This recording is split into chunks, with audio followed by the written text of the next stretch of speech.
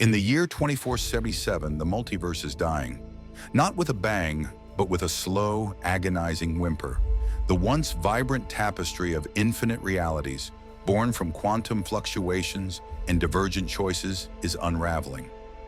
The Great Fracture, a cataclysmic event centuries ago, didn't just split timelines, it weakened the very foundational fabric of existence.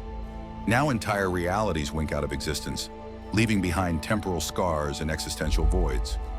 The Chronos Cartographers, an elite unit operating from the last stable nexus, the Citadel, are humanity's desperate last hope. Their mission? To venture into the fractured multiverse, not to restore a single timeline, but to find and recover the Genesis Fragments, primordial energy signatures believed to be the building blocks of the original stable reality. These fragments, if reassembled, might just stitch the multiverse back together. Our story opens aboard the Etheria, a sleek, multidimensional vessel humming with temporal energy. Its interior a blend of utilitarian efficiency and advanced holographic displays. Captain Eva Rojas, her face etched with a weariness that belied her sharp eyes, stood before a swirling, holographic map of the fractured multiverse. Each flicker, each fading light, represented a reality lost. Dr. Elias Vance hunched over a console, his fingers dancing across a complex interface, muttered equations under his breath. Kai Ghost Miller, ever watchful, ran diagnostics on his adaptable energy weapon, his gaze sweeping the ship's interior. Lyra, her eyes closed, a faint glow emanating from her temples, was already reaching out, sensing the discordant symphony of dying realities. "Another one just went dark, Captain," Vance announced, his voice devoid of emotion, a stark contrast to the grim reality. "Sector Gamma 7, a medieval-era timeline where magic was real. Gone." He didn't look up, his focus absolute. "The rate of decay is accelerating. We're running out of time. The Genesis Fragments are our only chance." Rojas nodded, her jaw tight. "Understood, Doctor. Lyra, what do you feel? Any resonance from the last known location of Fragment Alpha?" Lyra opened her eyes, a shudder passing through her. "A faint echo, Captain, like a whisper through static. It's displaced, not just spatially, but temporally. It's in a reality where the Great Flood never receded. A water world." "Coordinates locked," Vance declared, his fingers flying. "Preparing for jump. Brace for temporal displacement." The Etheria shimmered, the stars outside the viewport blurring into streaks of light, then reforming into a vast, endless ocean under a perpetually stormy sky. The air crackled with ozone and the scent of salt. This was Aqua Prime, a reality where 99% of the Earth was submerged. Their first destination, the ruins of what was once New York City, now a submerged metropolis, its skyscrapers serving as artificial reefs and precarious shelters for the few remaining human settlements. The Etheria descended, its cloaking field shimmering until it hovered silently above the murky depths. Sonar pings revealed colossal, bioluminescent creatures patrolling the sunken avenues, and the faint flickering lights of human outposts clinging to the highest points of the drowned towers. "Fragment Alpha's signature is strongest near the old Liberty Spire," Lyra reported, pointing to a holographic projection of a half-submerged Statue of Liberty, its torch barely breaking the surface. "But there's a lot of noise, other echoes, and something else, something predatory." "Ghost, prepare the submersible," Rojas ordered. "Vance, monitor our temporal signature. Lyra, you're with me.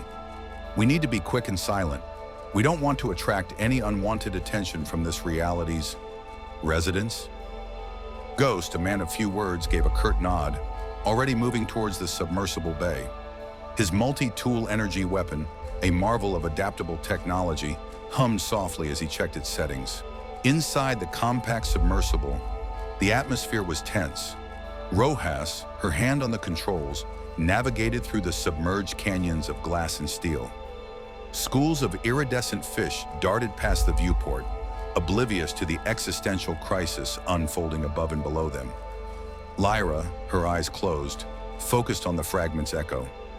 It's stronger now, a deep hum, but the predatory presence, it's closer, like a hunter, Suddenly, a massive shadow passed over them. A creature of the deep, its eyes glowing with an ancient, malevolent intelligence.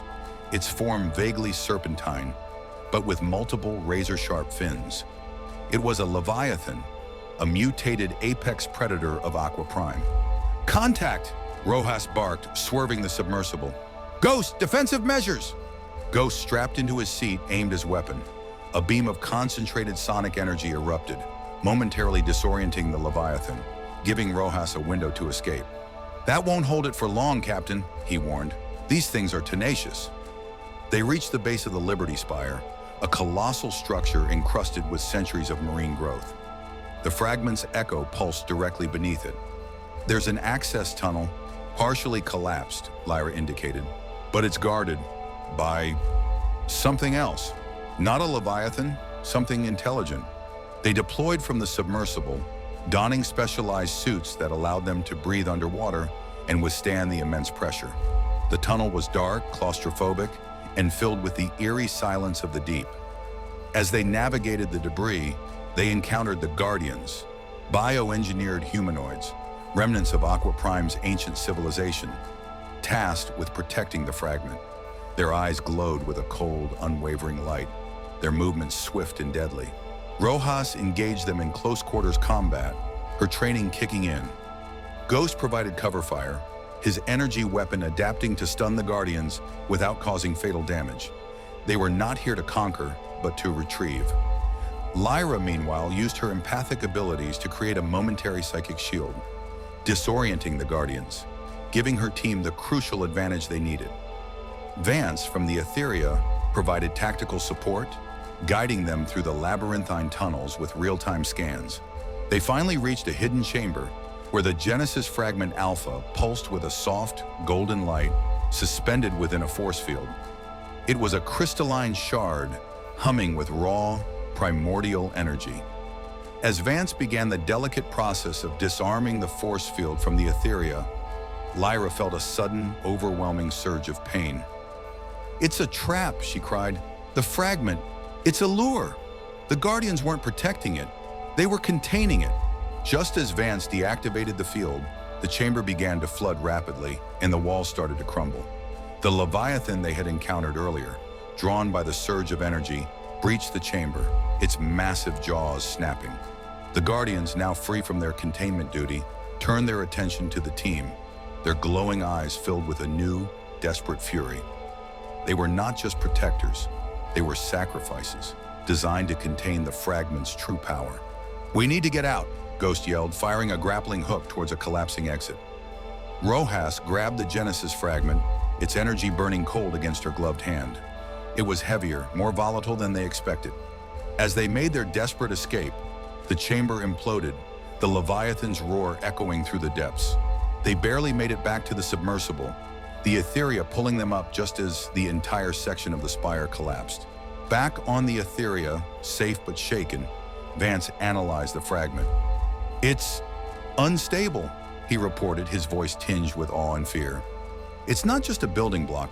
It's a raw, untamed piece of the original creation. Activating it without proper stabilization could accelerate the multiversal decay, not reverse it." The Guardians knew. They were preventing a greater catastrophe. Rojas looked at the shimmering fragment, then at her team. They had retrieved it, but the cost was almost too high, and the true danger was only just beginning. "We have one fragment," she stated, her voice grim, "but we need more, and we need to understand how to stabilize them. Our mission just got a lot more complicated." The journey had just begun, and the Chronos Cartographers knew that the multiverse held many more displaced narratives and many more dangers waiting to be uncovered. The fate of all realities rested on their ability to navigate the chaos, to understand the true nature of the Genesis fragments, and to make choices that would either stitch the tapestry of existence back together or tear it apart forever. Their next destination was a reality known as Mars Ascendant, a timeline where humanity, facing an early Earth collapse, had aggressively colonized Mars, transforming it into a brutal, militarized desert planet. Lyra's echoes indicated Fragment Beta was located deep within a vast, subterranean mining complex, a place where the air was thin and the rule of law was even thinner. This was a reality forged in desperation and maintained by iron fists, a stark contrast to the waterworld they had just left. The Etheria, cloaked, landed silently amidst a dust storm, its sensors picking up the rhythmic thrum of massive drills deep underground. Vance, ever the strategist, had already identified the mining complex as Ares Prime, a notorious labor camp run by the Martian Hegemony. Fragment Beta's signature is fluctuating, he reported, his brow furrowed. It's being actively suppressed, or perhaps consumed. We need to move quickly. Kai, his face grim, checked his weapon. This isn't going to be a stealth mission, is it, Captain? Rojas met his gaze. Not entirely. We go in, we get the fragment, and we get out. Minimal engagement, maximum efficiency. Lyra, can you pinpoint its exact location?